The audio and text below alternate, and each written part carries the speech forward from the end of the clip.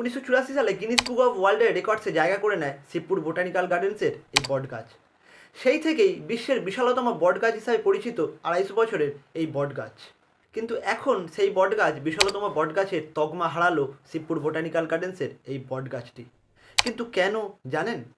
জানতে হলে ভিডিওটি স্কিপ না করে শেষ পর্যন্ত দেখুন, আর চ্যানেলে নতুন হলে চ্যানেলটি সাবস্ক্রাইব করে আমাদের পাশে থাকুন। এখন গিনিস বুক অফ ওয়ার্ল্ডের রেকর্ডসে আর নাম নেই শিবপুর বোটানিক্যাল গার্ডেন্সের সেই বটগাছটির। দ্য গ্রেট ব্যানিয়ানটির তকমা হারিয়েছে আচার্য জগদীশচন্দ্র বসু উদ্ভিদ উদ্যানের সেই বটগাছ। আকারে আয়তনে তাকে ছাপিয়ে গিয়েছে অন্ধ্রপ্রদেশের অনন্তপুর জেলার একটি বটগাছ। বিশ্বের বিশালতম বটগাছের তকমা পেয়ে গিনিস বুক অফ ওয়ার্ল্ডের রেকর্ডসে জায়গা করে নিয়েছে অন্ধ্রপ্রদেশের অনন্তপুর জেলার সেই বটগাছ। যদিও বি গার্ডেনের উদ্যান কর্তৃপক্ষ এই স্বীকৃতি হারানোর বিষয়টি এখনও পর্যন্ত মেনে নিতে পারছেন না। তাদের দাবি শিবপুরের বটগাছের শাখার সংখ্যা অনন্তপুরের বটগাছের শাখার সংখ্যার তুলনায় অনেক বেশি।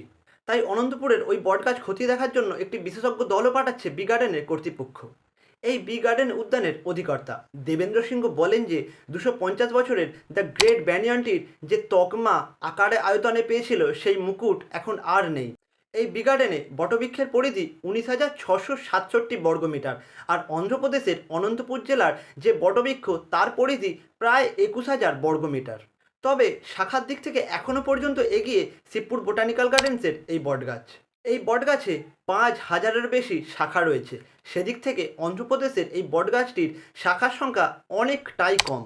তাছাড়া অন্ধ্রপ্রদেশের গাছটা এলোমেলোভাবে বেড়ে উঠেছে, আর বি গার্ডেনের গাছটা পরিচর্যায় বৃদ্ধি পেয়েছে বলে ক্যানোপিও তৈরি হয়েছে। তিনি আরও বলেন, বি গার্ডেনের একটি প্রতিনিধি দল সেখানে যাবে এবং সব কিছু পুঙ্খানুপুঙ্খভাবে খতিয়ে দেখে এবং আবার সেরা তকমা ফিরে পাওয়ার জন্য গিনিস কর্তৃপক্ষের কাছে আবেদনও জানাবে।